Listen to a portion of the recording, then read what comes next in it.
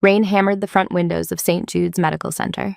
Outside the parking lot, lights smeared into red and white streaks on the glass. Inside the emergency department, the air was bright and dry sharp with antiseptic and coffee.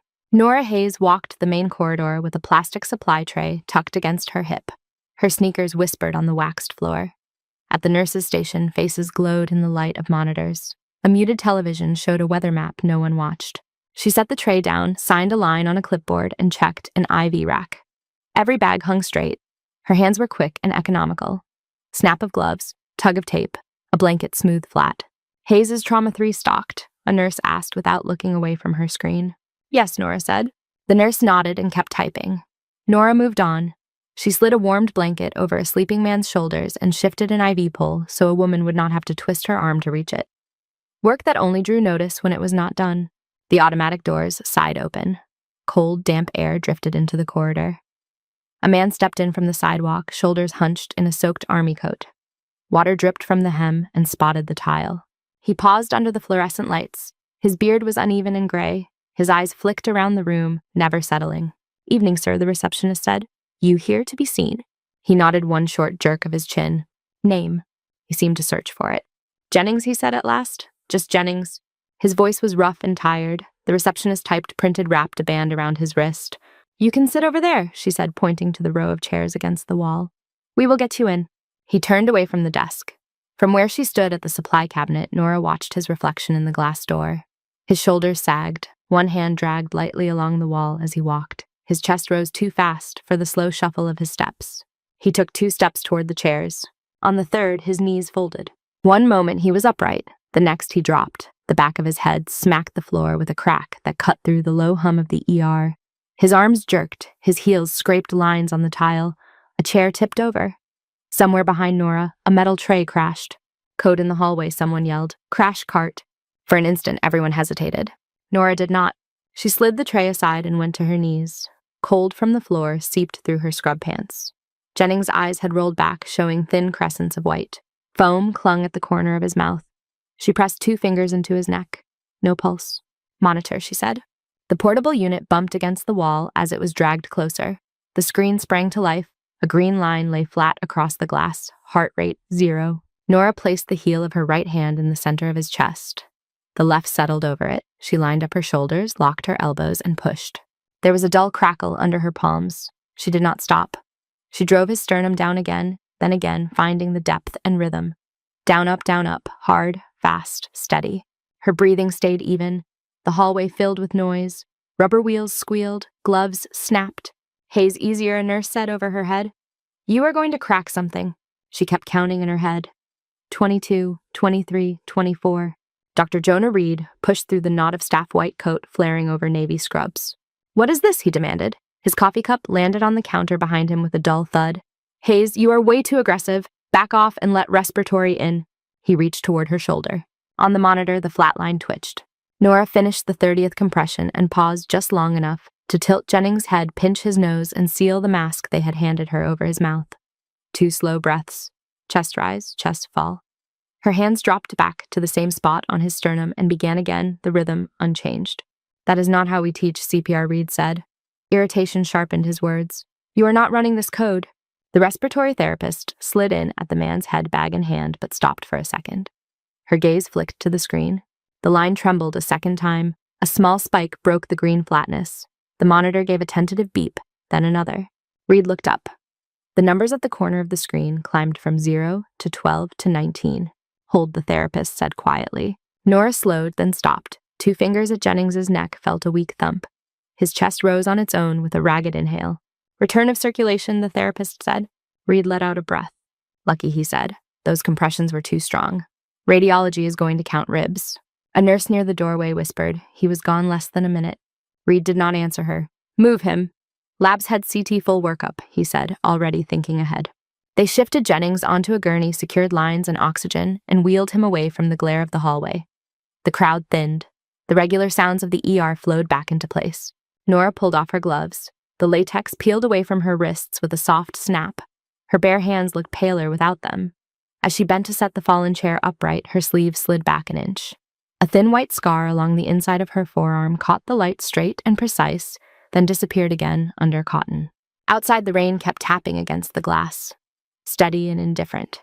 The rest of the shift tried to settle back into routine, though the hallway where Jennings had fallen seemed to hold a trace of his collapse in its scuff marks and taped outlines.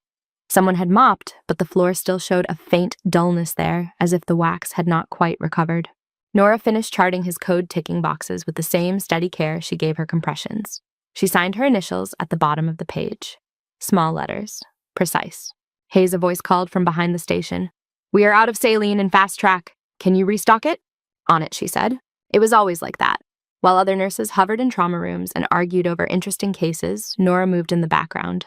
Refill carts, swap out sharps containers, wipe blood from exam tables before the next patient arrived. All the small tasks that held the place together.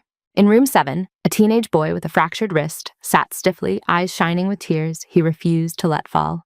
His mother paced with her phone, pressed to her ear. A nurse passed by without slowing. Nora stepped in. "Hi," she said. "I am Nora. You doing all right?" The boy shrugged with his good shoulder. "It hurts," he admitted, "but I am fine." She checked the splint fingers, gentle, watching his face more than his arm. "You are allowed to say it hurts," she said. "They gave you something already." He nodded. "Good. It is working. You will sleep better tonight than the rest of us." That got a small snort, almost a laugh. She adjusted the sling so the strap would not dig into his neck. 2 quick tweaks, a smooth tuck of fabric, and he sighed without meaning to. "Better." "Yeah," he said. "Thanks." She stepped out before the mother even noticed she had been there. In the next corridor, a woman in a stained hoodie sat on a gurney in the corner, tucked half behind a supply cart.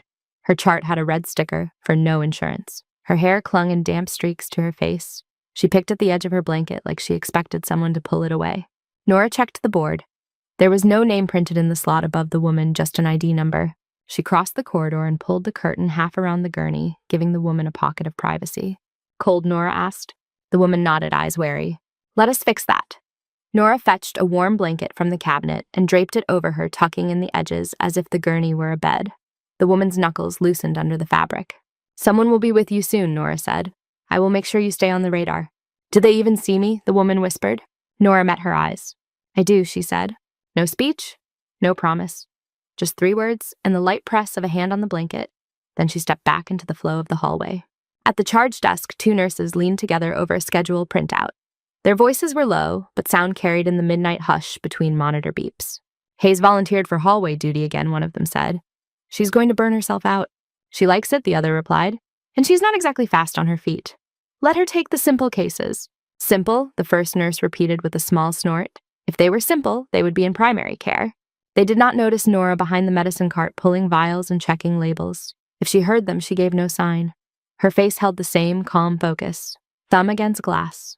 Count, check, return.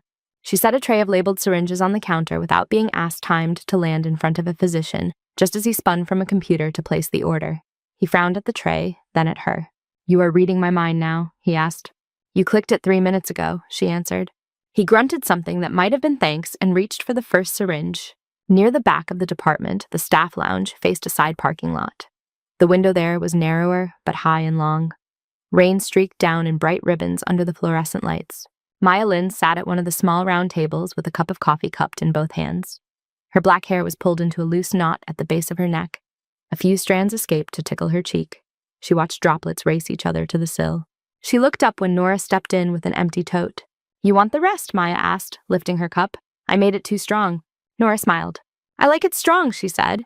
She took the cup, sipped, accepted the bitter heat without flinching. Maya watched her over the rim of her own cup.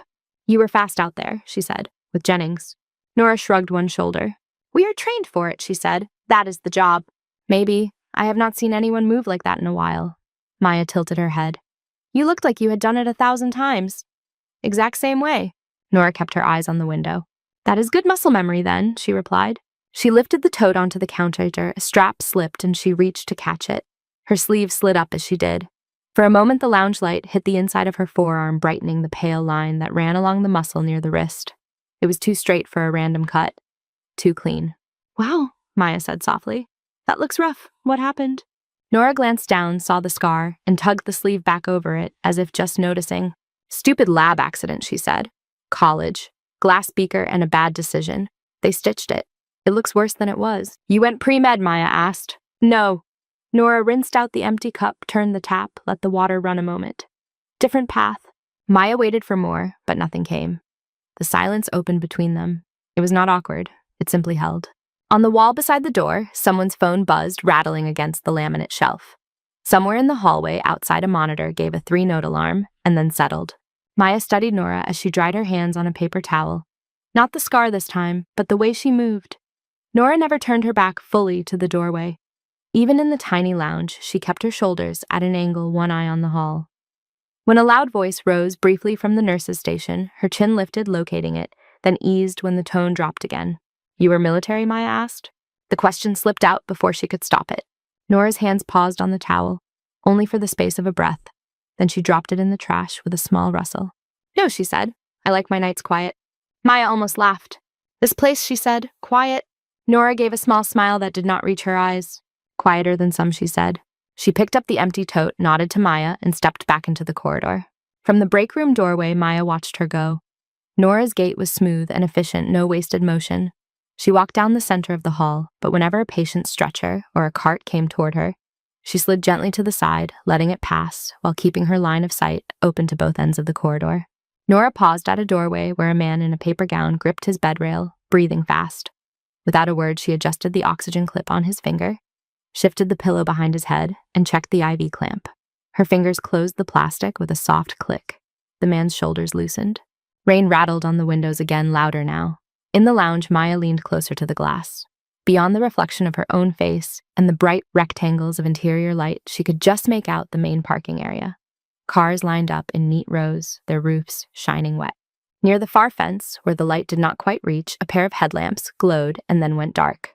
A shape sat in the shadowed corner, some larger vehicle with its silhouette blurred by the rain.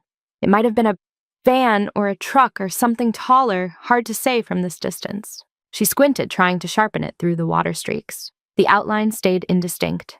A gust pushed a sheet of rain across the glass and wiped the shape away. In the corridor, Nora turned another corner, hands already reaching for the next task, eyes taking in doors, faces exits in a single quiet sweep. By the time Nora came back from a quick hand wash, the waiting room had thickened with people. Wet jackets dripped on the tile paper forms, rustled, and the glow from the television painted everyone in shifting colors. The rain had not let up. It hit the front windows in gusts, sometimes so hard the glass seemed to hum. Every time the automatic doors opened, a draft swept down the main corridor, carrying damp air and the faint smell of exhaust. At the charge desk, the triage board was a crowded grid of names and numbers. Red tags outnumbered green. "Busy night," the charge nurse said, tapping a pen against the board. "Accident on the interstate pileup. We are about to get slammed." Dr. Jonah Reed flipped through a stack of charts, jaw tight. "Of course we are short-staffed," he said. "Of course half the city picks the same hour to crash their cars." He handed a chart to Nora without looking at her. "Room 4 needs vitals and a repeat pain score," he said. "And check on our miracle in observation, Jennings." Nora took the folder, nodded, and moved down the hall. As she walked past the front windows, a flicker at the edge of her vision drew her gaze outside. The parking lot beyond the glass was awash of reflections. Ambulance lights flashed red and blue on puddles and bumpers. Between the regular rows of cars in the far corner where the security lights faded, she saw them. Not one vehicle this time, several. Dark shapes sat in a staggered line, too uniform to be random. Their windshields caught the light once, as if someone inside had moved. Then the rain smeared the view again. She watched for a second longer than she had to, then turned away and kept moving. Jennings lay in a curtained observation bay hooked to monitors that now showed a slow but steady rhythm. The gray in his beard looked softer in the dimmer light.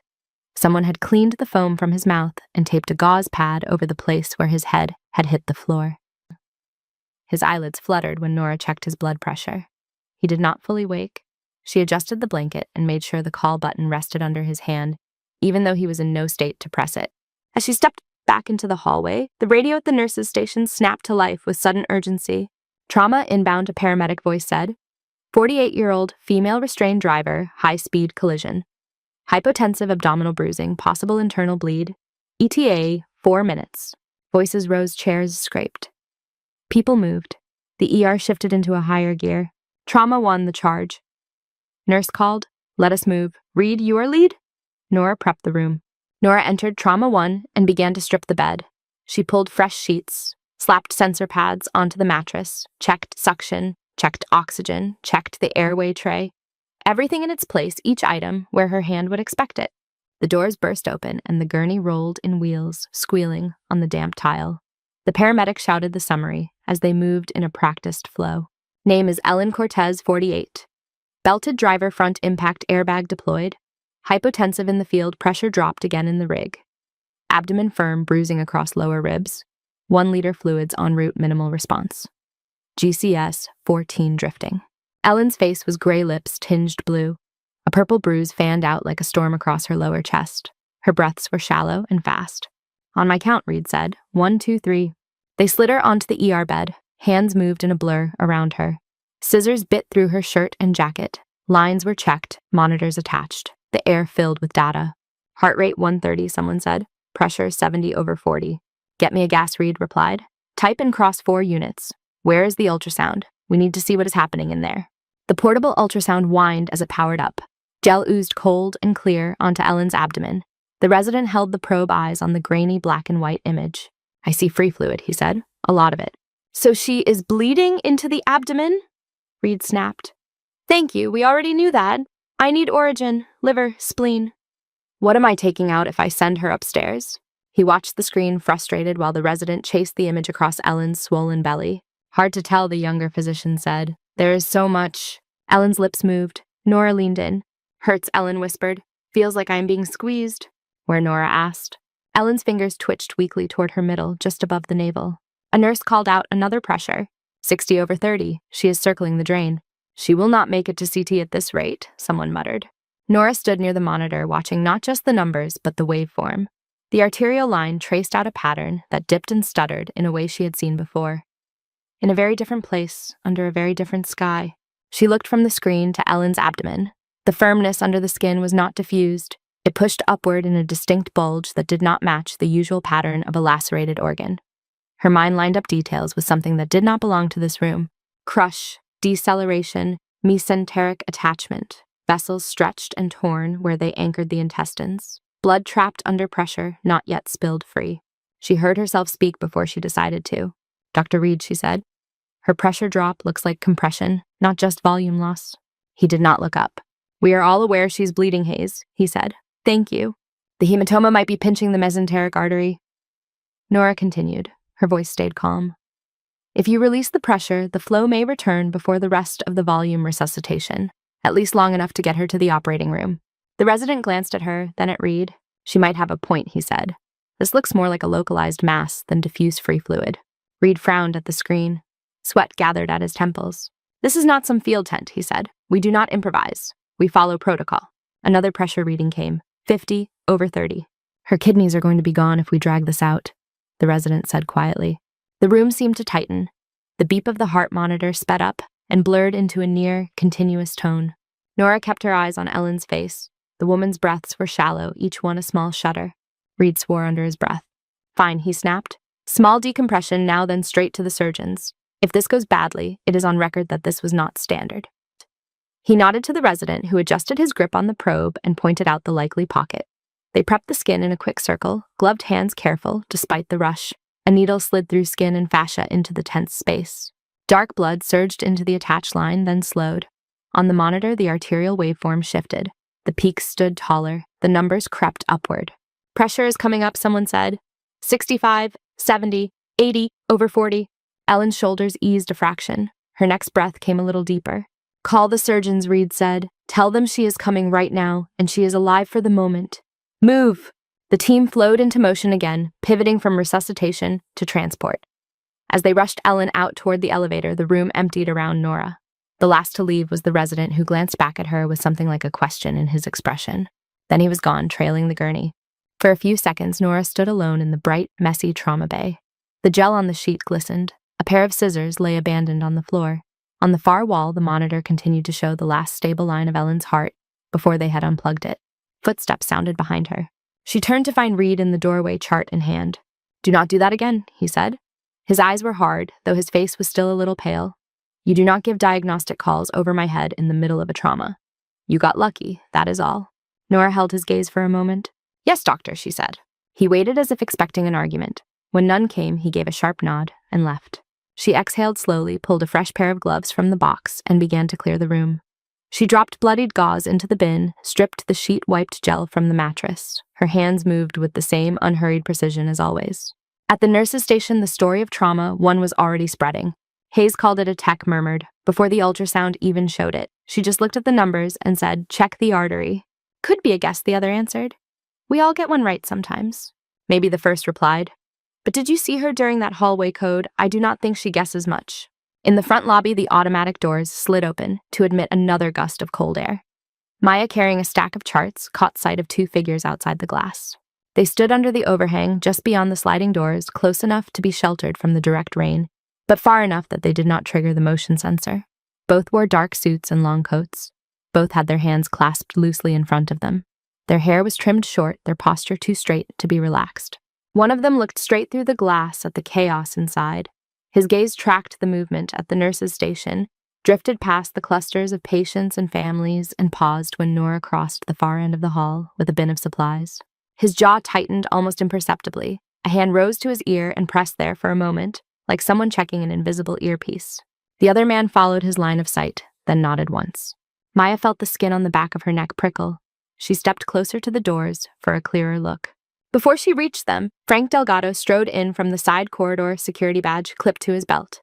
He saw the men through the glass and changed direction without hesitation. He scanned his card, pushed the door open, and stepped out into the damp air. The rain had softened to a fine mist that clung to his jacket. Evening, gentlemen, he said. "This area is for patient drop-off. If you need the ER, you can check in at the desk." The man who had been watching Nora turned his head. Behind his dark lenses, his eyes were hidden, but his mouth formed a courteous shape. "We are not here for treatment," he said. His voice was level, professional. "We are waiting for someone, Sergeant Delgado." Frank stilled. "No one here uses that title for me," he said. "We do," the man replied. "We will remain outside. You do not need to worry about us." Maya could not hear their words through the glass, only saw the exchange. Frank's shoulders lost a fraction of their ease. He said something else, less confident now. The man in the suit shook his head once. After a moment, Frank turned and came back inside. As the door closed behind him, the two men resumed their watchful stillness. Maya stepped away from the entrance just before he spotted her. "Everything all right?" she asked. "Nothing for you to worry about," he said. "Keep moving, Lynn." She did as he said, but when she walked down the main corridor again, she felt it too. A sense of eyes on the glass, tracking more than the simple flow of patients and staff. Nora passed the front of the department with a folder under her arm. For a second, she lifted her head and looked toward the doors. The glare on the glass turned her face into a faint reflection superimposed over the dim shapes outside. She stood there for half a heartbeat, her expression unreadable. Then she turned away and disappeared back into the bright, crowded center of the ER. The first hint that the night is not done with them comes in the form of a different kind of siren. It begins as a distant wail that does not match the usual rhythm of city ambulances. The sound grows as it approaches lower and more urgent, then cuts abruptly as the vehicle backs into the bay. "Another trauma?" someone asks. "Not on the board," the charge nurse says, looking up. Nora is finishing a set of vitals in an exam room when the radio crackles. "St. Jude's, this is inbound unit from county transfer," the paramedic says. "Male, 28, shrapnel, wound left shoulder, stable, vitals conscious from a training exercise north of the city. Requested destination confirmed." The phrase is oddly formal. Requested destination confirmed. There are closer hospitals, Nora thinks. She strips the blood pressure cuff from the patient's arm and steps back into the hall. By the time she reaches the main doors, the gurney is already rolling inside. The man on it wears camouflage pants and a dark green t-shirt cut away at the left shoulder. His skin is the flat tan of someone who has seen more sun than Seattle offers. Dried blood clings to the bandage at his upper arm and to the tattoo on his forearm, a set of coordinates inked in black. Dog tags rest against his chest, clicking softly with each jolt of the wheels. Sergeant Luke Ramirez, the paramedic, calls. Explosive ordnance training got too close. Shrapnel left deltoid region, no obvious neurodeficits. Vitals are solid. He insisted on coming here. Insisted, Reed says, as he walks beside the gurney. People do not pick their emergency rooms like restaurants. The paramedic almost smiles. "Some do," he says. "This one signed a waiver on the way." They steer the gurney into a treatment room. Nora is already there, snapping on gloves, setting up the instrument tray, checking the light. "On my count," Reed says. 1, 2, 3. They transfer Luke onto the bed. He grunts as his shoulder hits the mattress. "Sorry, Sergeant," Nora says. "We will try to make the rest less miserable." His eyes find her face. They are the color of old amber clear, even through the tension of pain. For a second, he looks past her, scanning the room, assessing exits and positions out of habit. Then he looks back and really sees her. He freezes. Ma'am, he says, is not casual. The word lands with the weight of old training. Nora reaches for the bandage. Let us see what we are working with, she says. Do you have allergies? Any meds? Anything I need to know before we give you more than acetaminophen and attitude? Luke does not answer. His gaze does not leave her. You are kidding me, he whispers. No, this cannot be right. Reed pulls on his own gloves. Sergeant Ramirez, I am Dr. Reed, he says. You picked a busy night for this. Try to answer my nurse so we can patch you up and send you back to whatever you were blowing up. Luke ignores him. Ma'am, he says again, softer now. Do you remember Ramadi Rooftop 3, the alley with the burned-out truck? Nora's hands still. Just for a fraction of a second, just enough that she feels it. The room seems to narrow. The bright light above the bed presses down hot and focused. For an instant, she tastes dust at the back of her throat, feels hot wind instead of air conditioning. A shout in Arabic, the crack of small arms far too close, the metallic tang of blood in a stairwell. She tears the gauze away from his shoulder. The wound is messy, but clean enough to be routine. Metal tore through the skin and muscle at an angle missing anything important. There is bruising, swelling, but no bleeding she cannot control. You were there, Luke says. His voice shakes now, not from the pain. You pulled Corporal Dean off the roof when the wall blew. You put a tourniquet on my leg with your radio strap. You screamed at us for not covering the south corner. I know your face. Sergeant Nora says quietly. You are in Seattle. You are in an emergency room. You are on pain medication and adrenaline, and none of that helps memory. I need you to let us do our jobs. She injects a local anesthetic around the wound, her hands steady. The needle slides into skin, then muscle. Luke winces, but does not move away. You had a different name then, he insists. Different hair, same eyes. Nora adjusts the angle of the lamp, blocking his view of her face for a moment. Pain can play tricks, she says. This will sting. Deep breath for me. Reed watches the exchange with a crease between his brows. You are spinning him up? Hayes, he says. We need him calm, not reliving war stories. Nora does not look up. I'm trying to keep infection out of his shoulder, she says. He is the one telling the stories. She irrigates the wound with saline. Water splashes into the basin with a soft, steady rhythm. Bits of dried blood and metallic dust swirl away. Luke grips the side rail. His knuckles whiten. I asked to come here, he says, through his teeth. They told me St. Jude's was closest to the city. I know you are here. They said there was a nurse who moved like she was still in the field. Sergeant Ramirez, Nora says, and there is a note in her voice that is not in any hospital script. This is not a field post. You will lie still and focus on your breathing. In through your nose, out through your mouth. That is an order. The word hangs there, thin but unmistakable. Order.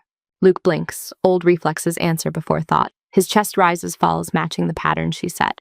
She threads the needle, begins to close the torn edges of skin with small, neat stitches. Dr. Reed steps back, watching more closely now. The precision of her movements gnaws at him. He remembers her hands on Jennings's chest, the exact depth of each compression. He thinks of the trauma room, of the way she had spoken about the mesenteric artery without hesitation, voice cutting through the noise and his indecision. He had dismissed both as luck. Twice in one night begins to feel like something else. Where were you deployed, Sergeant? He asks, partly to shift the focus, partly to hear the answer. Luke's lips twitch. Here and there, he says.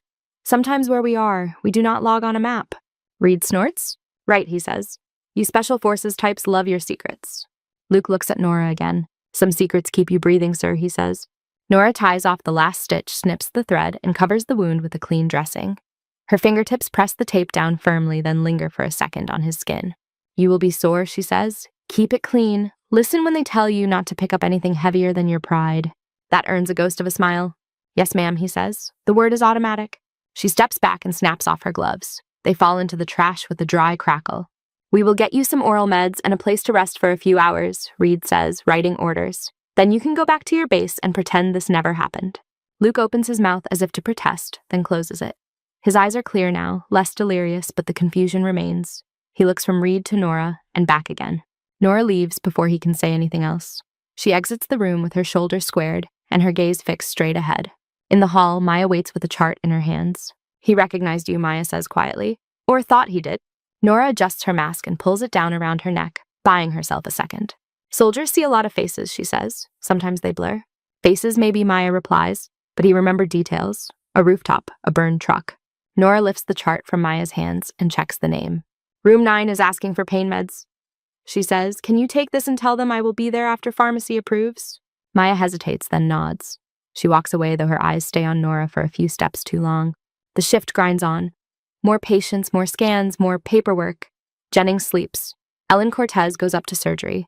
Luke Ramirez dozes in a corner bay after his second dose of pain medication, his dog tags glinting as they rise and fall against his chest. Around 3 a.m, the department settles into a strange, thin quiet. The televisions murmur. Someone laughs in the lounge. The rain has slowed to a light patter, but the windows are still streaked and gray. Nora finishes her last charts and hangs her stethoscope on its hook. She clocks out at the terminal with a soft beep.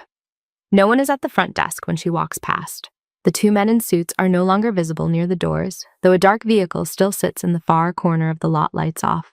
She pulls her hood up, steps into the cool, damp air, and walks toward the staff parking area. Her car is small and forgettable. The engine coughs once before starting. She pulls out without looking back. Inside, in the doctor's dictation room, Jonah Reed sits alone at a computer. His tie is loose. His hair is flattened on one side from where he rubbed it too many times. He clicks through his pending notes, but his thoughts drift. First the hallway code, then the trauma call. Now a soldier requesting this ER specifically looking at his quiet night nurse as if she were a ghost from a war. He swivels his chair. On the counter behind him sits a ring of keys in a red plastic tray. The label reads Night Supervisor. He looks at the keys, then at the clock on the wall, then at the closed door.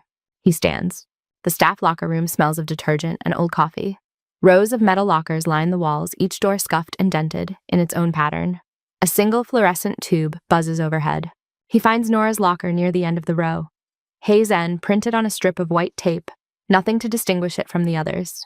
The key slides into the lock more easily than he expects. The latch clicks. For a moment he hesitates, hand on the metal door. Then he pulls it open. The inside of the locker is almost bare. One spare set of scrubs, folded with military neatness, a small bottle of unscented lotion, a pair of running shoes, a plain backpack. On the top shelf pushed toward the back, something gray catches his eye. He reaches up and takes it down. It is a cloth pouch, about the size of his palm, made from fabric, worn to a dull, silvery color. The edges are frayed from years of handling. There is no logo on the outside. His throat feels dry. He unties the simple knot and unfolds the cloth. Inside lies a single patch of heavy fabric, maybe 3 inches across. The background is a muted black. In the center, a faded symbol curves half-circle in line like an eclipse, partly covered by shadow. Around it, block letters barely show through the wear. Eclipse Ghost Medic, LVL Omega. The words make his stomach dip. He does not know exactly what they mean, but every part of him tells him they are not part of the standard nursing curriculum. He pulls out his phone and snaps a picture, his hands careful not to blur the image. Then he returns the patch to its pouch, folds the cloth, and puts it back exactly where he found it. He closes the locker door and relocks it, listening for the small click. For a moment he stands there, phone in his hand, pulse throbbing in his ears. In the on-call room, the computer on the desk hums softly. He opens a browser and drags the photo into a reverse image search. The progress circle spins. The screen flashes through results and then returns only a few hits. Some are dead links. Some are press releases with entire paragraphs blacked out. One page opens. The headline at the top is short and stark. Disavowed the ghost. Medics of the Eclipse program. Below it, a grainy black and white photograph shows a row of soldiers in desert gear standing beside a helicopter. One of them is shorter than the rest, the features blurred, but the posture familiar. Shoulders back, weight balanced, hands still. He zooms in until the pixels break apart. He cannot swear it is Nora. He does not have to. His heart beats faster. This is not a nursing blog or a conspiracy forum. The site address is an archive of an old defense journal. His thumb hovers over the image on his phone. He selects it and taps to delete, suddenly aware of how reckless it is to have the patch on his personal device.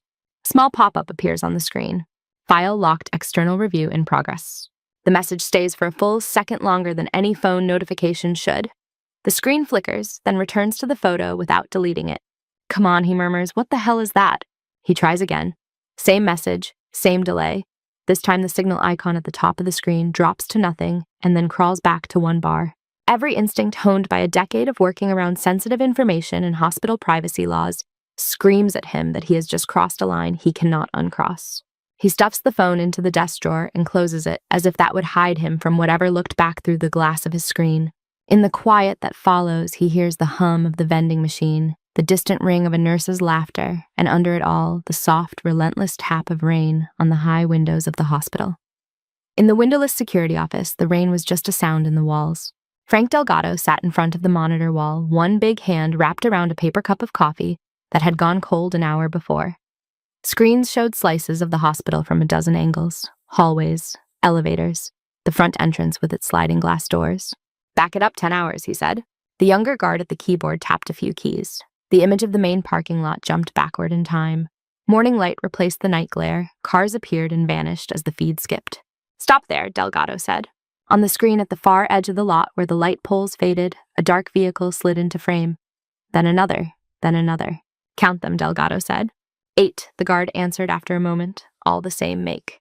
They watched as each SUV nosed into a slot, not scattered, but aligned along the back fence in a clean, even line. "Nobody gets out," the guard said. "Fast forward," Delgado told him. Hours compressed into seconds. People came and went. Ambulances arrived and left. The 8 vehicles stayed. Occasionally a door opened, a shadow crossed from one to the other, then slipped back inside.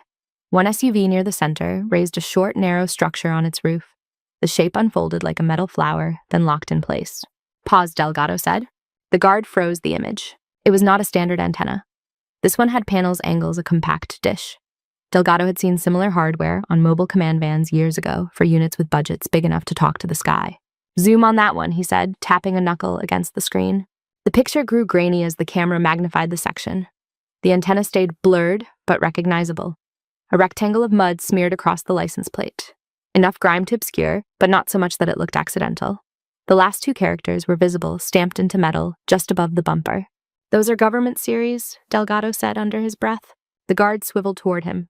"You think these are feds?" he asked. "Like I do not know marshals or something?" Delgado shook his head slowly. "Marshals do not sit on a lot for 10 hours without checking in," he said. "And they do not bring satellite rigs for a warrant pickup." He leaned back in his chair, the plastic creaking under his weight, and looked at the frozen line of vehicles. Their windows gave nothing back, just black. "Run the live feed," he said. The guard brought the video to real time. Outside, the sky was a washed-out gray. The 8 SUVs still sat where they had parked, like they had grown roots during the night. "They have not moved once," the guard said. "Not once," Delgado repeated. He checked the time. Late afternoon. Nora's shift would start soon. He remembered the way the men in suits at the front entrance had said his old rank without hesitation. "Not Mr. Not Sir. Sergeant." The paper cup in his hand had cooled so much, it might as well have been water. He set it aside. "Save this segment," he said. "Label it external vehicles. Do not overwrite." The guard nodded, fingers already on the keys. Delgado stood his knees popping softly and left the room without another word. Out in the emergency department, the hum of the day shift was shifting toward the sharper edge of evening. The fluorescent lights seemed a little brighter as the gray outside deepened. At the nurses' station, the day crew was finishing reports. The night crew gathered in small groups, scanning assignments on the whiteboard. Maya stood in front of the board reading the list. Her name was penciled in next to 3 rooms and 1 hallway section. Under that, written in neat block letters, was another name. Hayes, Nora, hallway care. Of course. She asked for hallway again, the charge nurse said, catching Maya's look. Said she does not mind the overflow. She never minds anything, another nurse replied. You could give her a broom and tell her to clean the parking lot. She would say sure. They laughed, but it was softer than usual. The memory of the soldier calling Nora ma'am still hung in the air, a story already retold in different corners of the department. The staff entrance opened with a beep of the badge reader. Nora stepped through, hair pulled back. Scrub top slightly damp at the shoulders from the rain. She signed her name on the clipboard, clipped her ID to her pocket, and took in the room with one quick sweep of her eyes. Maya watched her notice the board, the patients, the monitors, the front windows, all in a few seconds. It was like watching someone trace a route on a map they already knew well. Evening, Nora, the charge nurse said. Hallway and rooms 5 and 6 are yours. Got it, Nora said. She took her assignment sheet and moved immediately toward the supply room, the small laminated page already organized in her head. Maya fell into step beside her. Sergeant Ramirez was asking for you earlier, Maya said. Before they discharged him. How is his shoulder? Nora asked. Sore, proud, Maya said. He told anyone who would listen about a medic who saved him on a rooftop once. Sounded like a movie. Nora's hand paused on the handle of the supply cabinet. War stories grow each time they are told, she said. Helps them make sense. She opened the cabinet, reached for a stack of IV kits, and loaded them into a blue plastic bin. Her movements were efficient, but there was a tightness at her jaw that had not been there the night before. Maya reached for a box on the higher shelf. Her elbow clipped the edge of the bin. It wobbled, tilted toward the floor. Before she could grab it, Nora stepped sideways and caught the bin with one hand. Her other foot slid back, her center of gravity dropping. The movement was smooth, trained, almost fluid, The box settled back on the shelf as if it had never moved. Sorry, Maya said, clumsy. No harm done, Nora said. She adjusted the bin, then stepped out of the narrow storage room. Her shoulders stayed angled, not fully exposing her back to the hallway. When a volunteer pushing a wheelchair appeared suddenly at her left, she pivoted just enough to avoid the collision, turning her body so the chair rolled past with inches to spare. Nice footwork, the volunteer said, half amused. Habit, Nora replied. At the far end of the corridor, Delgado came into view. He walked slower than usual, eyes moving from window to window. Nora, he called. She stopped, giving him the small nod she reserved for the security staff, respectful, but not intimate. Everything all right, Frank? She asked. You tell me, he said. His gaze flicked toward the front of the hospital where the glass doors reflected the lights inside. You seen anything strange in the lot the past day or so? Besides the usual parade, she said. No. He hesitated. You ever work with federal teams? He asked lightly. Joint drills, maybe? Her expression did not change. Why, she asked. Because there are 8 black SUVs sitting in my parking lot that have not budged in 10 hours, he said, and they brought their own satellite uplink. Maya, lingering by the station, pretended to study a chart, ears tilted their way. Nora glanced toward the entrance. From this angle, she could not see beyond the glare on the glass, only the smear of rain and the reflection of the waiting room chairs. Maybe they are here for someone important upstairs, she said. Maybe, Delgado said. Funny thing, though, they knew my rank from 20 years ago. He watched her face. Her eyes stayed steady, but her fingers tightened slightly around the edge of the supply bin. You should tell administration, she said. I did, he answered. They told me to keep an eye out and not make a fuss. He gave a short, humorless chuckle. Just thought I would ask if you ever heard of Eclipse, he added. The words slid into the air between them like a stone dropped into deep water. Nora's grip on the bin went very still. For a heartbeat, her pupils narrowed. Then she blinked a single slow movement, and the surface smoothed. Sounds like a movie, she said. Sure, Delgado replied. Probably is. He let it go. For now. He walked on, leaving her standing in the middle of the corridor. Maya watched Nora turn away with measured calm and head toward the nurse's station. There was something new in the way she carried herself now, a coiled readiness, as if the familiar walls might shift at any second. It was almost a relief when the glass doors at the front hissed open with their soft mechanical sigh. A man in a black suit walked in alone. He was not one of the 2 from the night before. This one was taller, with close-cropped blonde hair and a face that might have been handsome if it were not so controlled. No tie. The top button of his shirt was open, but his posture remained textbook straight. He did not go to the reception desk right away. His gaze swept the room in a single arc. Families hunched in chairs, a child crying softly, an elderly man dozing with his mouth open. Then his eyes landed on the nurse station. Nora stood there with her back half turned, checking a medication against a chart. The fluorescent light fell on her hair on the line of her neck on the set of her shoulders. The man stopped walking. Something shifted behind his expression. The muscles of his jaw locked. His arms went straight at his sides, fingers pressed gently against the seams of his trousers. His heels lined up together.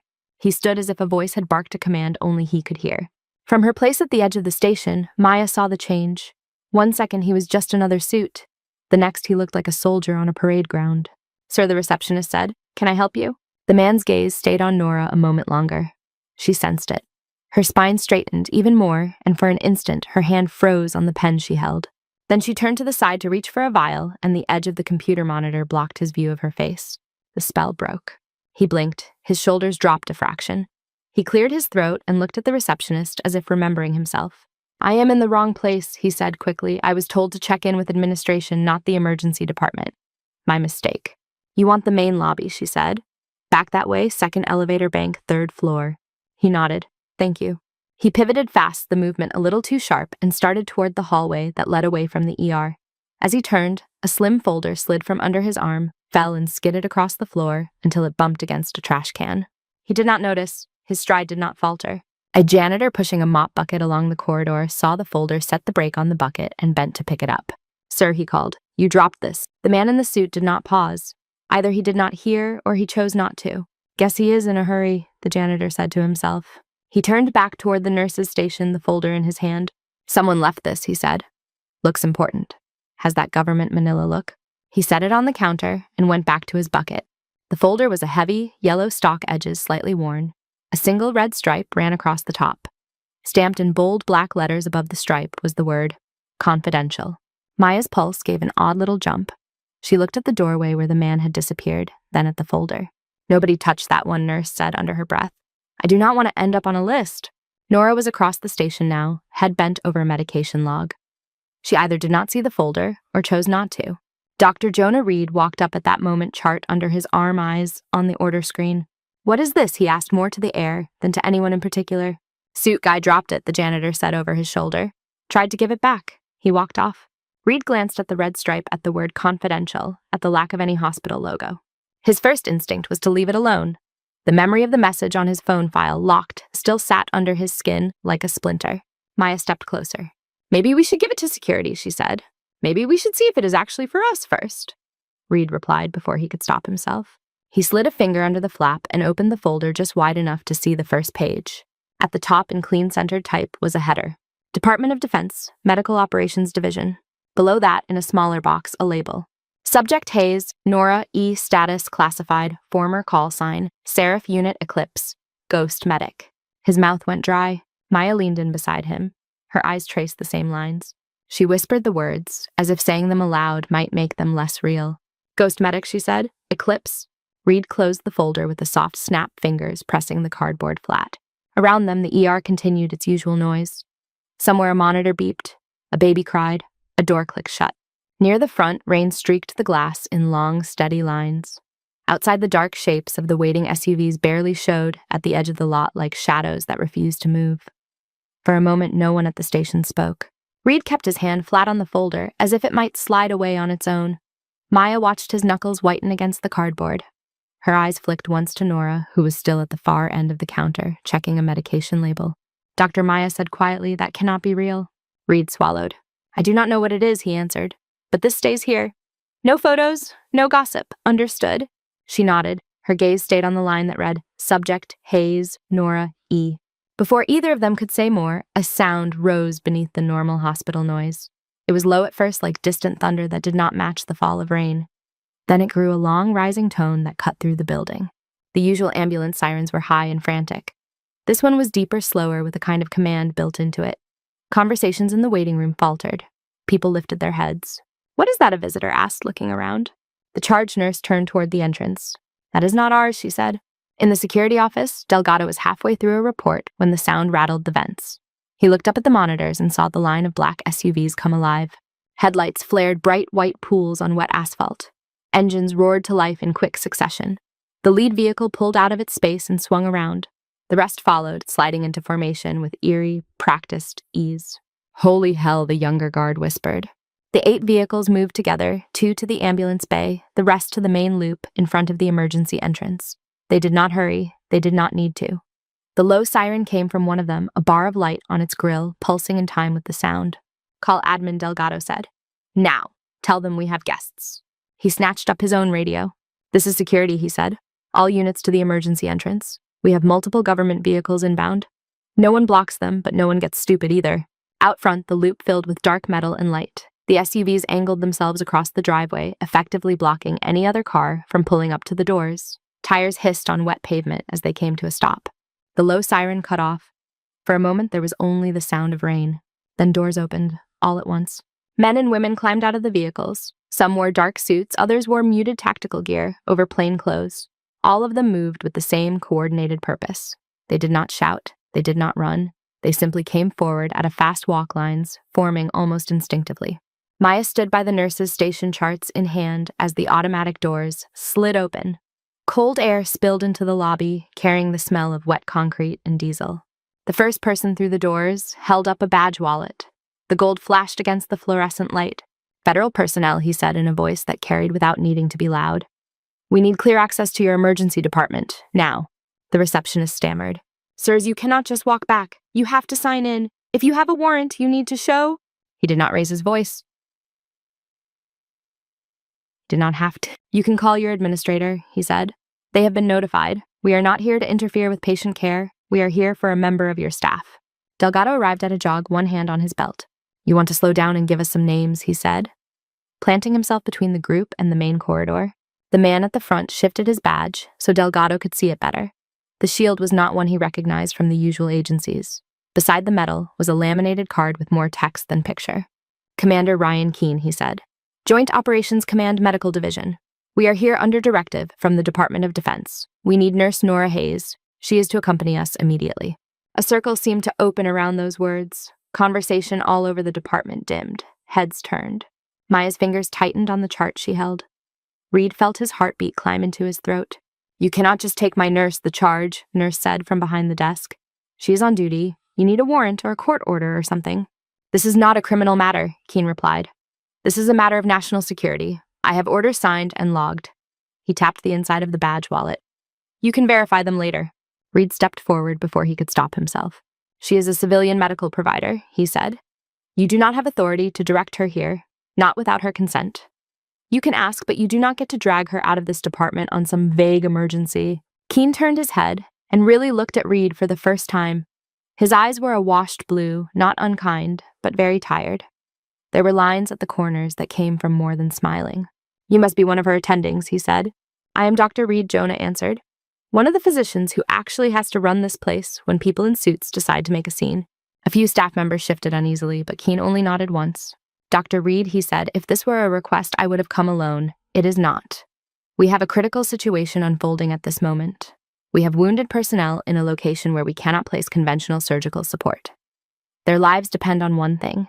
He paused. His gaze swept the room, then came back to Reed. "They depend on Ghost Medic," he said. "On Seraph. On the only field surgeon we ever trained who could improvise a vascular repair with a pocket knife and a ruined backpack in a sandstorm. She is not just your nurse. She is the last operational asset from the Eclipse program. She is priority one." The phrase seemed to knock the air out of the room. Maya felt the hairs on her arms lift. Delgado pressed his lips together, eyes narrowing. The receptionist stood frozen hands hovering over her keyboard. Someone near the back whispered "Ghost Medic" as if trying out the words. Nora was midway down the corridor, a medication tray in her hands, when she heard Commander Keene speak her call sign. "Seraph." The sound of it reached her through the tangle of voices and monitor beeps and the quiet hiss of the oxygen tanks. For a heartbeat, she thought she had imagined it, that her brain had pulled an old name out of storage. Then she saw the formation of suits and gear at the entrance and Keene at the front, and the way every pair of eyes at the nurse's station had swung toward her. The tray felt suddenly heavier. She placed it carefully on the counter beside her, aligning it with the edge, as if that small act could keep the world from tilting. Keene saw her then. Whatever discipline held him in check slipped for an instant. His posture snapped even straighter, his arms fell to his sides, his chin dipped by a degree. Anyone else might have called it a simple stiffening. To someone who had grown up inside that posture, it was more. It was a salute he could not quite give in public. "Nora Hayes," he called. His voice did not rise in volume, but it carried like the siren had finding its own way through the noise. "Seraph." The last word was softer, meant more for her than for anyone else. The hallway seemed to lengthen between them. The tile under her shoes felt very solid. The air tasted faintly of disinfectant and rain. She walked forward because there was no other way to go. Every step brought her under more eyes. Nurses who had worked beside her for months. Doctors who had barely noticed her texts, who knew her handwriting, but not her story, all watched now as if seeing a stranger walk in her clothes. She stopped at a comfortable distance from Keene, far enough that she had to raise her voice a little close enough that she could see the fine stubble on his jaw and the thin white scar at his temple. "Commander," she said, "this is a hospital." "I am aware," he said. There was something like regret in his tone. "We tried to keep it clean. We ran it through channels. They told us to use the assets we still had." "I am not your asset," she replied. He accepted the correction with a small incline of his head. "Then I will say it this way," he said. "We have 6 people in a collapsing structure 3,000 miles from here. They are bleeding into concrete and dirt with no surgeon and no way down to reach one in time. What they do have is a communications rig that can feed you real-time video and vitals. They have hands and knives and minimal supplies. They need someone who has seen worse and walked them through it. That someone is you." The staff listened, caught between fear and disbelief. "Call 911, a visitor muttered to his wife as if there were anyone else to call. Reed could not stand it. "You are telling me you parked an army in front of my ER because you need a phone consultation," he demanded. Keene's gaze flicked to him. "No," he said quietly. "We parked outside your ER because Command knows what happens to people who get too close to Eclipse. Because you are not the only ones being monitored tonight. Because they wanted every variable controlled when I asked Seraph a question." He turned back to Nora. "Will you come with us?" he asked. "And do what you were born to do one more time?" It was not an order, not yet. Nora was very aware of every breath in the room. The slow wheeze of an older man on oxygen behind her. The quick, shallow pant of a nervous teenager holding a towel to his forehead. The whisper of cloth as a nurse shifted her weight from one foot to the other. Rain streaked the windows in long, thin rivulets. The reflection of the emergency bay lights, shimmered over the wet glass like distant flares. She looked at Keen, then at the faces behind him. Some were unfamiliar, a few she recognized from grainy after-action briefings and field reports. Men and women who had walked away from places no one else would publicly admit existed. Behind her, Maya whispered her name. Nora! It was not a warning. It was not encouragement, just a name and a voice that shook. Nora closed her eyes for a moment. In the darkness behind her lids, she saw a concrete staircase slick with blood, a pair of hands losing their grip, a helicopter lifting into a brown sky while she watched from the ground. She opened her eyes again to the harsh white light of St. Jude's emergency department and the sound of rain on glass. She opened her eyes again to the harsh white light of St. Jude's emergency department and the sound of rain on glass. "I am not coming back," Nora said. Her voice was low, but the quiet around her made every word carry. "Whatever program you think still exists, it does not include me." Keen studied her face. He looked older up close than he had from the doorway. There was gray at his temples that had not been there in the last briefing she remembered. His eyes were still the same, though. Steady, tired. "The program exists on paper," he said. "In reality, it is a handful of voices on encrypted channels and too many names on walls. I know what you walked away from." "You do not," she said. Something moved on the edge of her vision. Maya stood near the station, frozen with the chart in her hands. Behind her, Reed had one palm flat on the counter as if steadying himself. Nora kept her gaze on Keen. "I watched a building drop on my team," she said. "I watched them dig through concrete with their bare hands while I told them which body to reach first. I signed the reports afterward.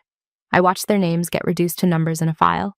I am not going to sit behind another screen while people bleed out 3,000 miles away." Keen listened without interrupting. Around them, the government personnel held their positions, a loose ring of dark clothing and concealed holsters. No one in the circle shifted. It felt less like an invasion and more like a perimeter. "We are not asking you to watch them die," he said. "We are asking you to keep them from it." "That is what you said last time," she answered. A beat of silence. Somewhere near the waiting room, a child began to cry soft and high. A nurse murmured to comfort him. Keen reached into his coat and pulled out a flat, rugged tablet encased in black rubber. It was scratched along the edges. A pattern of small white marks lined one corner where it had hit something hard. He held it where she could see. "They repurposed one of the Eclipse rigs," he said. "They have live feeds from helmet cams, remote vitals, the works. It is not clean. It is not what you would want in a theater with full support. It is what we have." The screen was dark. She could see her own reflection faintly in it, layered over the blurred outlines of agents and staff. "Where are they?" she asked. "In a failed structure outside a city we are not discussing here," he said. "You can read the coordinates on the way if you decide to come." The building partially collapsed. What is left is unstable. They cannot bring more weight in without risking the rest coming down. They have 6 wounded inside 3 walking wounded outside, trying to hold pressure where they can. They have maybe an hour of workable window before gravity finishes the job for them. And Command's answer to that, Nora said, is to pull a nurse out of a hospital on the other side of the world, to shout at them through a camera. Command's answer, Keen said, is to use the only person they have seen manage a multiple casualty event in a structure just like that, and walk away with everyone who was still breathing at the start. It is not about shouting. It is about knowing what to cut and what to leave. It is about seeing the anatomy in your head when the image is nothing but dust and a flashlight. Her hands were bare. She looked down at them for a second. The skin across her knuckles was unremarkable to anyone else. To her, every faint line had a story. "These hands work here," she said. "I can see my patients. I can reach them. I do not have to hear someone choke through static and guess if the air is getting to their lungs."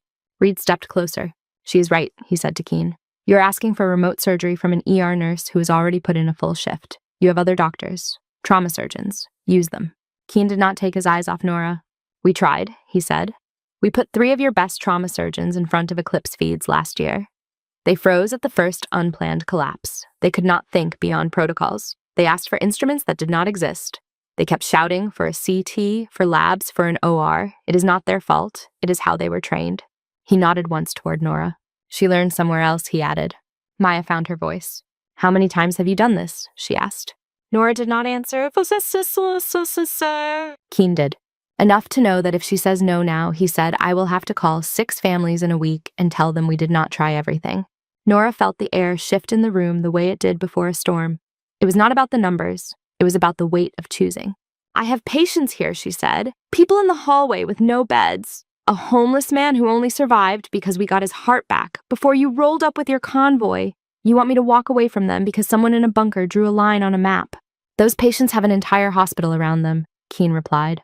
Those 6 have a handful of exhausted operators, a static-filled connection, and a rig that might lose signal if a cloud moves the wrong way. I am not telling you they matter more. I am telling you they have no one else. He took a step closer, lowering his voice, just enough that it was nearly private, though half the floor leaned in unconsciously. When Eclipse was buried, he said, "You were the one name I argued to keep on file. Not because I wanted to drag you back, because I knew there would come a night when someone would be trapped in a hole we could not reach, and we would sit in a room and ask each other if we had missed anything. I did not ever want to have to say, we had Seraph once, we let her go, and never called." His eyes held hers. "I am calling," he said. She remembered that last debrief room, air so cold it made her nails ache. A circle of faces that moved between admiration and fear when they looked at her. The way the word disavowed had sounded when the colonel said it like something being erased, but not gone. "I am not your legend," she said. "I am a night nurse who cleans up after other people's heroics." Luke Ramirez's voice came from behind the group. "With respect, ma'am," he said, "you are more than that." He stood near the doorway of one of the bays, left arm in a sling, hospital bracelet, still on his wrist. Someone had tried to tell him to stay put. He had ignored them. He walked forward slowly, each step careful but determined. The agents shifted to block him until one saw the tags at his neck and the way he carried himself, then waved him through. He stopped a few feet from Nora and Keene. His face was still too pale, but his eyes were steady. Sergeant Keene said, "You should be lying down." "Yes, sir," Luke answered. "I will regret getting up in about 10 seconds. Worth it." He looked at Nora. "Ma'am," he said, "if this is the same kind of thing as Ramadi, they are not going to make it without you. My squad would not have. You did things with a torn aid bag and a flashlight that I still cannot explain to the guys at the VA. You told us where to put our hands, when to let go, who to carry first. We walked out because you were in our ears." Nora set her jaw. "You walked out because you did what you had to," she said. "You covered sectors and kept your heads down." "We walked out," Luke said, "because when everything fell apart, you did not." The ER had gone so quiet that the hiss of the automatic door opening briefly at the back sounded loud. Someone coming in for a sprained ankle saw the ring of dark clothing and stopped, sensing the tension without understanding it. "Ma'am," Luke said softer now. "Those 6 out there, wherever they are, they probably have someone like me on the line. Some idiot who thinks he can hold pressure forever if he just squeezes hard enough. He needs a voice to tell him when to move his hand and where to put it next. I know what that voice sounds like." He did not look away from her. "Please," he said. The word hung in the air. Nora felt something in her chest, old and heavy, shift. Not a snap. More like a slow, reluctant turn. In the corner of her vision, she saw Jennings on his monitor, his heart tracing a sleepy, regular rhythm. She saw the woman in the stained hoodie now dozing under a warm blanket. She saw the kid with the splinted wrist watching with wide eyes, absorbing the scene as if it were something on television. She also saw a stairwell half-collapsed, a man pinned under a beam, his lips blue, while someone tried to thread a tube into his throat with half the wall leaning over them. She saw her own hands in front of her moving through blood and dust, without shaking because there was no one else to do it. She drew a slow breath. "You pull me out of here," she said finally, "and I am not a tech. You can plug into your system and turn off when you are done.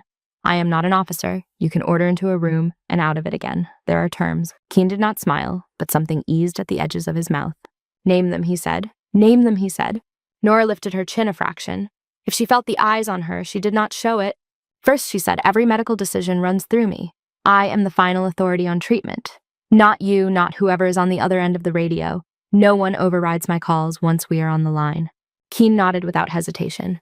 "Done," he said. Second, she continued, "I set the protocol. Eclipse field triage, the version we used before someone tried to tidy it up for a training manual. I decide who they touch and when. You do not second-guess that because it looks ugly on a report." "Accepted," he said. "Eclipse protocol, your version." Third, she said, "I get full access to whatever you have on that site. Lay out threats, structural reports, even if they are classified above whatever level you think I have. If I have to tell someone to cut into a person in the dark, I am not doing it blind." Keene took that one in, then inclined his head. "I can clear that," he said. "You will have what the forward team has. No filters." Fourth, Nora said, "This is not a reactivation. When it is done, I go back to my shift. I clock in, I clock out. You do not put my name on a list and decide I am back in rotation. I am not back in your chain of command." He met her eyes. "Seraph," he said quietly, "you were never in my chain of command. You were always just beyond it." "That is not an answer," she said. He straightened. "When the operation is over," he said clearly enough for everyone to hear, "we release you. No recall orders. No standing tasking. If command tries to write something different, I will put my name on the objection. You cannot guarantee that, Reed said sharply. Keene glanced at him. No, he said. I cannot guarantee paper. I can guarantee what I do with it. Nora watched his face for a long second, as if weighing old memories against present words. Last thing she said. If I say you pull them out, you pull them. No one leaves a hand on a bleeding artery because someone wants another piece of intel. Something dark flickered in Keene's eyes. He understood exactly what she was referring to. That is non-negotiable, she added. Then it is agreed, he said. If you call abort, they come home, or what is left of them does. Silence spread out from where they stood. The agents and operators in black clothing had gone very still. They were not part of the bargaining, but every one of them was listening. Nora nodded once. Then I will go, she said. The words were not loud, but they dropped through the room like a weight. Maya let out a breath she had not realized she was holding. Delgado's shoulders sagged a little, as if backing away from a cliff he had been inching toward. Keene drew himself up fully. Ma'am, he said. There was something like relief in the single syllable. He turned slightly and raised his voice. You heard her. Eclipse protocol. Medical authority is Seraph. No overrides. Every agent and operator in the formation snapped to attention. Boots clicked. Spines straightened. In one motion, controlled and smooth, 24 hands rose in salute, palms, sharp eyes, fixed on Nora. The ER had never seen anything like it. Nurses who had worked a dozen mass casualties doctors, who had watched entire codes crash and restart, now stood in a fluorescent-lit department while a military unit saluted a woman they had been sending to mop blood and restock syringes. Dr. Reed felt something twist in his chest. He had misjudged her so completely, it almost made him dizzy.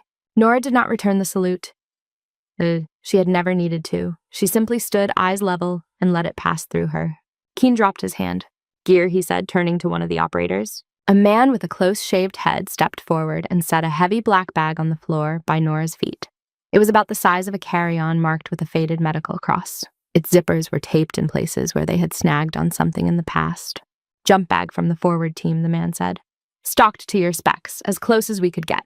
Another operator brought the tablet to her. The screen was still dark. Scratches cut across its surface like old scars. Nora looked down at the bag.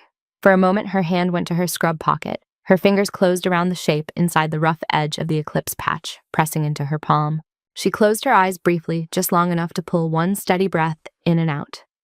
When she opened them again, something had shifted. The lines of her face had not changed, but the way she held herself had. The slight hunch she used at the nurse's station, the way she made herself smaller, was gone. She slung the bag over her shoulder like she had done it yesterday instead of years ago. The strap settled across her chest.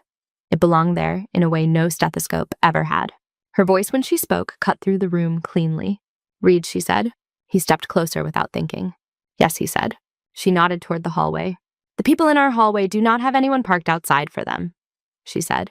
The woman in the hoodie, the kid with the wrist, Jennings, they are yours while I am gone. Do not let anyone slip through, because the circus landed in your waiting room. He swallowed. I will not, he said. I promise. Do not promise, she said. Just do it. He almost smiled despite the knot in his stomach. Yes, ma'am, he said, and only realized after that the word had slipped out. Maya stepped forward. Nora, she said softly. Nora turned to her. You keep an eye on them too, she said. And on him. She tipped her head slightly toward Luke, who stood a little behind Keene, now shoulder still in its sling. Yes, Maya said. Her throat felt tight. You come back all right? Nora held her gaze. I will try, she said. There was no bravado in it, just a simple acknowledgement of risk. She shifted the bag, tested its weight, then looked at Luke. Sergeant Ramirez, she said. He snapped to attention as straight as his injured shoulder allowed. Ma'am, he said. You are off the line, she said. You will go back to your bed. Let someone ice that shoulder, and you will not follow anyone out of this building. Understood? Understood, he said. Respectfully, I would go if you asked. I am not asking, she said. That is an order. His lips twitched. Yes, ma'am, he said again, this time with a hint of reluctant humor. Keene gestured toward the doors. Vehicle is ready, he said. The agents shifted, forming around Nora, in a loose box, leaving her clear space in the middle. It was protective, but not suffocating, a practiced pattern meant to move a very important person through uncertain space. As they started forward, staff moved out of the way. Some stepped back without realizing it. Others pressed themselves against the walls, eyes locked on Nora. Jennings's monitor beeped gently as they passed his bay. The woman in the hoodie blinked awake and watched the procession with dull surprise. The teenage boy with the wrist brace leaned over the edge of his bed to see better, his mouth slightly open. At the end of the corridor, the automatic doors parted. Rain cooled the air, bringing with it the faint smell of wet asphalt and engine heat. Outside, the line of black SUVs waited with engines idling headlights, casting bright cones across the glistening pavement. Nora paused on the threshold. For a heartbeat, she stood between two worlds, behind her antiseptic and white light and the endless cycle of minor and major disasters. In front of her dark metal, unfamiliar plates and problems that had never seen a chart. She stepped out into the rain. Drops spattered her scrub top, darkening the blue. Her hair, already damp from the earlier walk-in, caught a few stray beads. The operators around her did not flinch at the wet. They had stood in worse many times. The nearest SUV's rear door swung open from inside. Keen climbed in first, tablet in hand.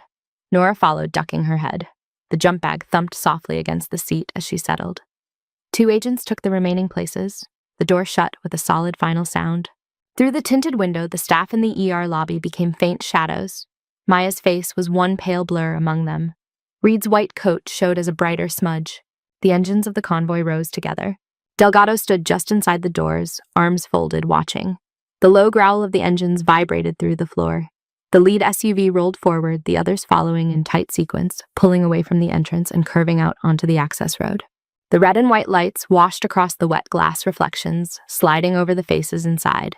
Then the vehicles turned toward the street.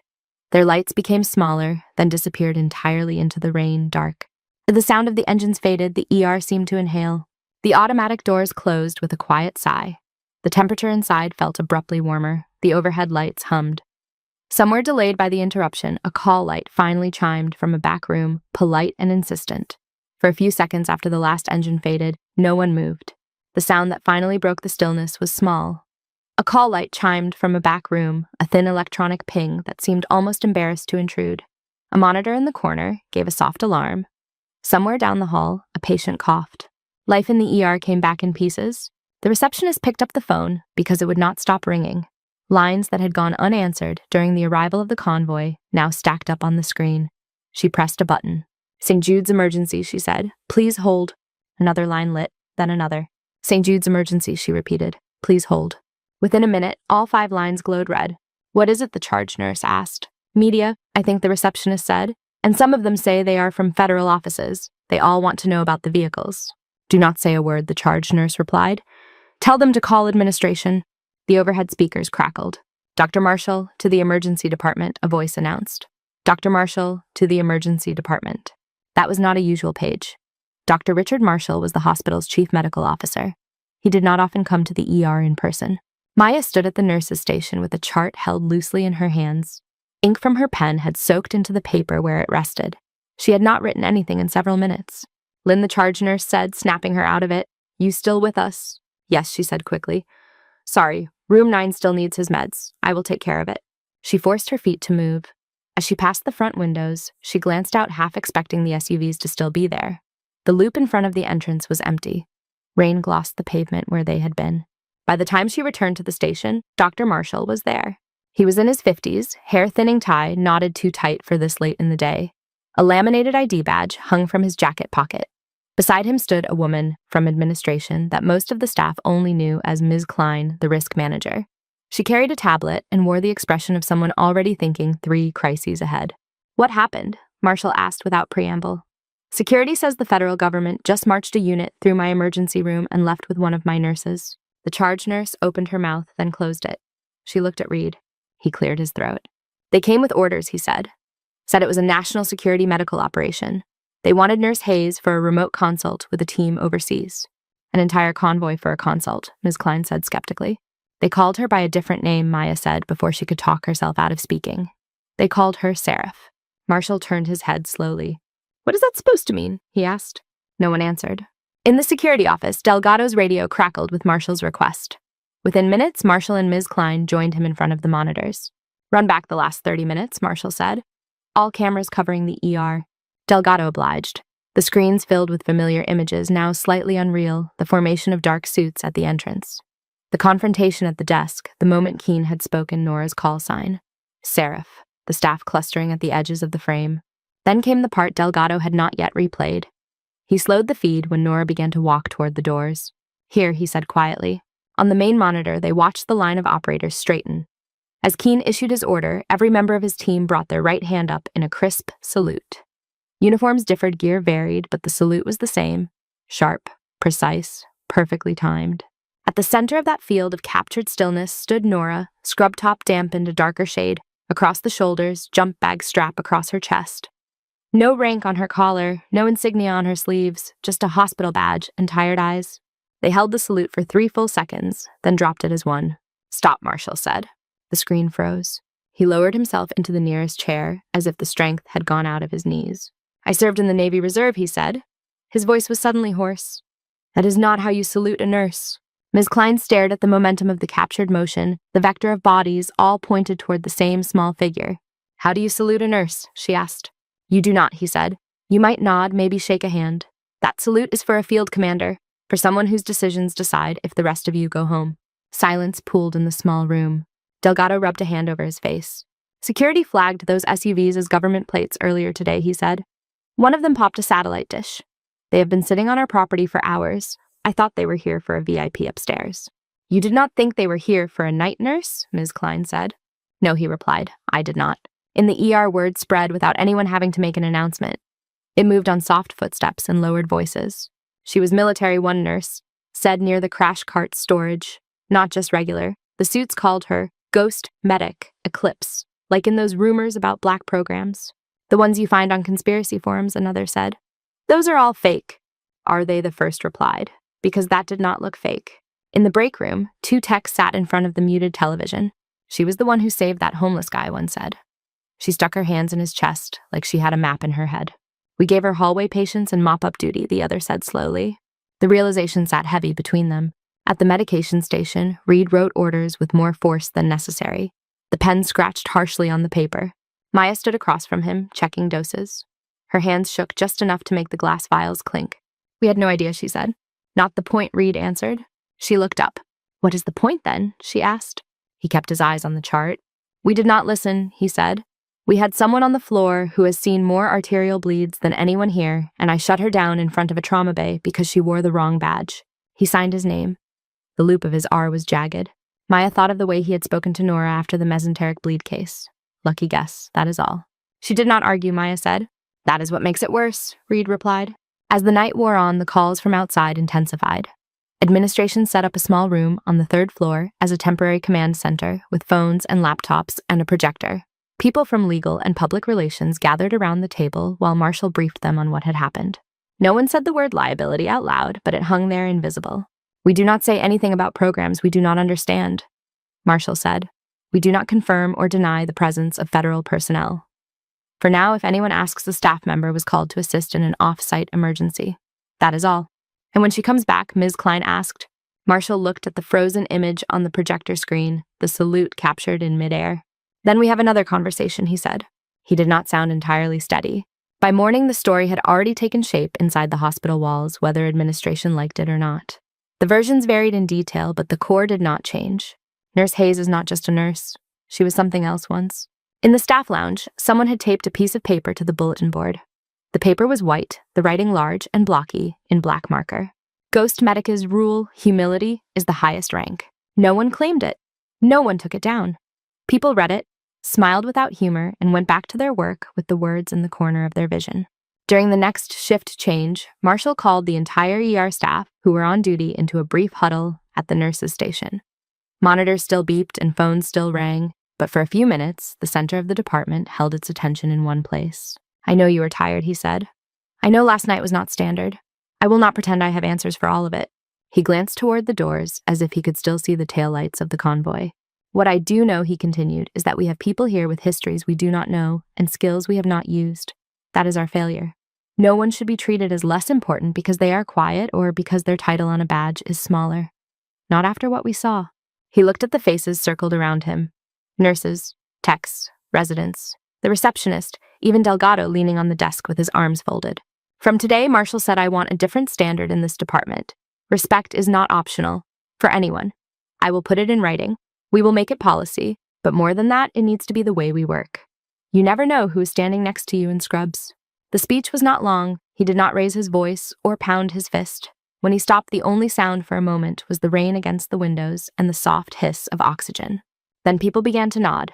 A few exchanged glances that carried apology, or at least acknowledgement. Later that week, the education coordinator sent out an email. "Subject new trauma skills sessions. The message offered extra training in advanced airway management field triage principles, hemorrhage control. Optional outside regular shifts, unpaid. It was the sort of notice that usually drew a handful of ambitious residents and maybe one or two nurses aiming for promotions. This time the reply list filled fast. Several veteran nurses who had once rolled their eyes at extra classes signed up first.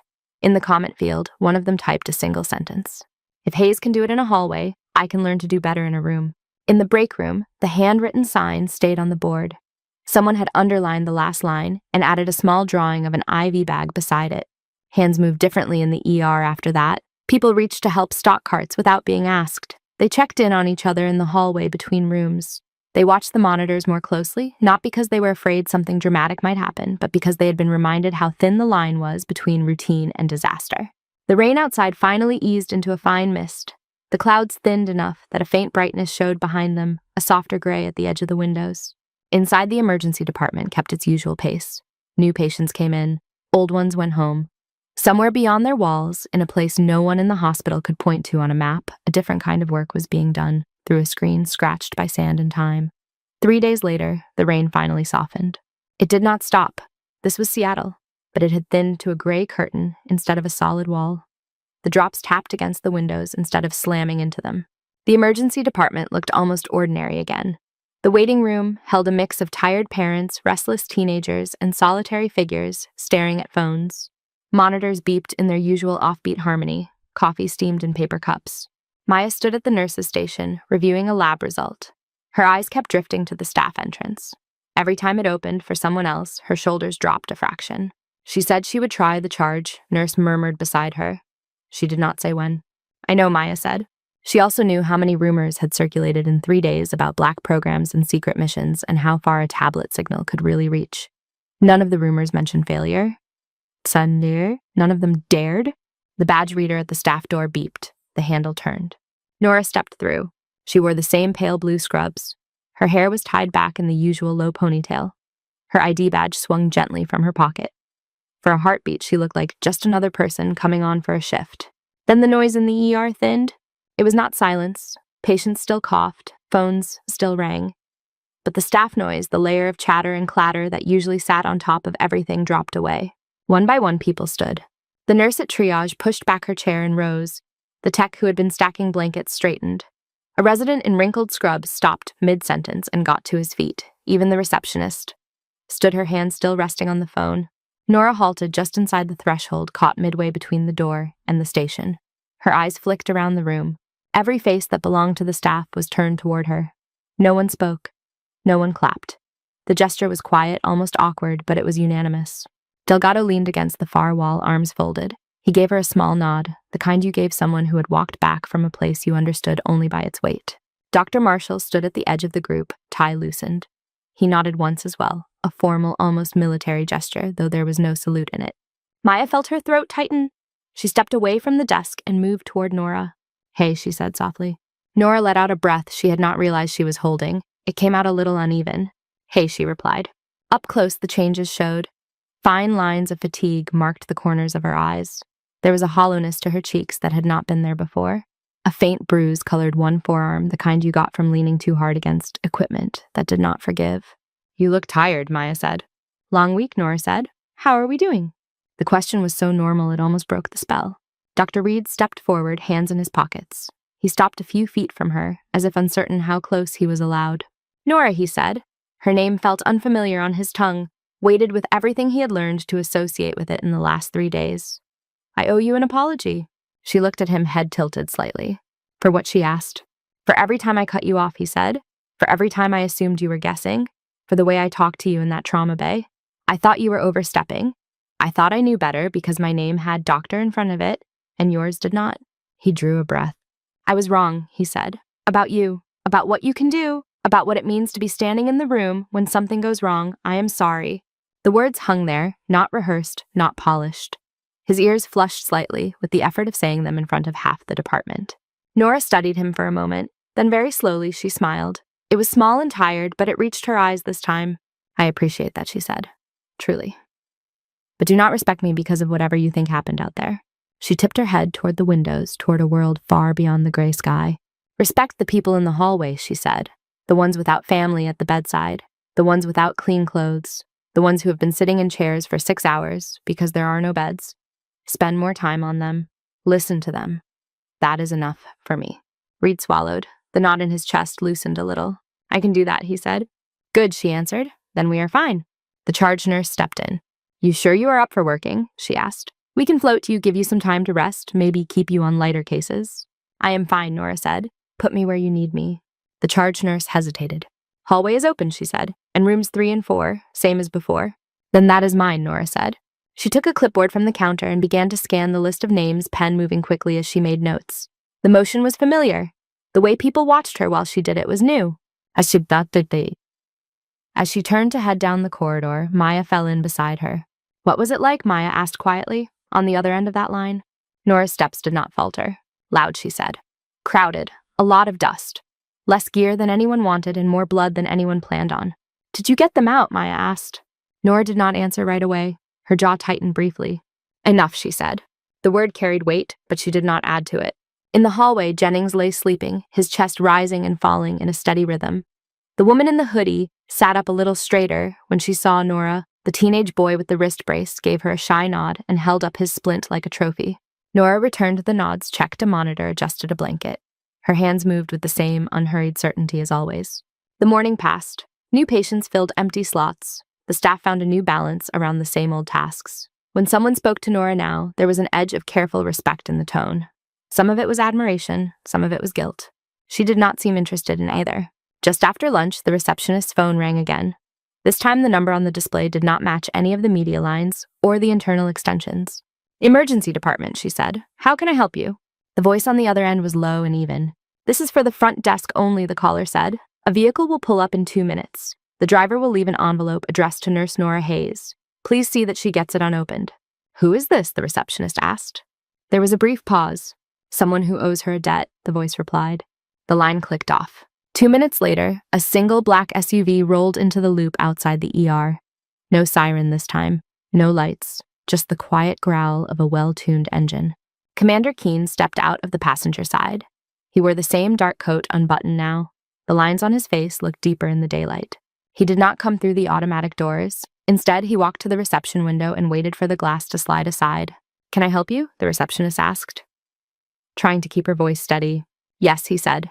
He held up a large manila envelope, thick and slightly bent at the corners. It had no government markings, just a name written in neat block letters across the front. Nora Hayes. This is for her, he said. A thank you from 6 people who are very much alive. Please put it somewhere safe until she has a moment. The receptionist took the envelope with both hands. I can call her, she said. No, Keene replied. Let her work. She will find it. He glanced past the glass into the ER.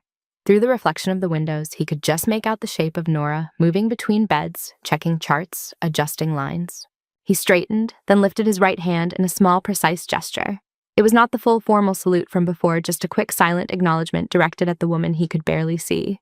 Then he dropped his hand, turned, and climbed back into the SUV. The vehicle pulled away, merging with regular traffic within a block. The receptionist set the envelope on the nurse's station, propped against a stack of charts where Nora would see it.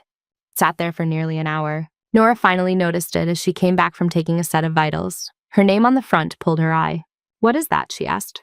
Some guy in a black car dropped it, the receptionist said. Said it was for you. Looked official, but there is no logo, just that. Nora picked it up. The paper felt heavy and slightly worn under her fingers. She turned at once, checking the back. No seal, no warning labels. She slid a thumb under the flap and opened it. Inside were 6 smaller envelopes, each one folded from standard printer paper and sealed with a strip of tape. Names were written on the outside of each in different hands. She opened the first. The handwriting inside was messy, the ink smudged. Ma'am, you do not know me, but I know your voice. You kept telling me to breathe, and I did even when I thought I was underwater. They say you were 3,000 miles away. I do not care. You were in the room as far as I am concerned. She read the second. You told me to cut deeper when I was scared I would kill him. You said if you do not go far enough, he dies for sure. I went far enough. He is sleeping in the next bed over right now. Thank you for making me move my hands. The third was shorter. I have a wife who thinks I am on a routine rotation. I will get to keep the lie going a little longer because of you. I never thought I would be grateful for paperwork. Nora's vision blurred for a moment. She blinked until the words cleared again. The fourth, fifth, and sixth each carried their own versions of the same message: gratitude, memory, acknowledgement of something that had happened in a broken building no one in this hospital would ever see. She folded the letters back along their creases and slid them into the main envelope. For a moment, she just held it against her chest, fingers pressed lightly over the paper. Then she slid the bundle into the pocket of her scrub top close to where the eclipse patch rested in its own worn cloth. 2 pieces of fabric, 2 different lives now sharing the same space. Maya approached, saw the look in her eyes, and stopped herself from asking. Some answers did not need words. Nora glanced toward the window. The rain had thinned to the lightest of mists, barely visible against the gray. Beyond the glass, the city moved in its usual pattern.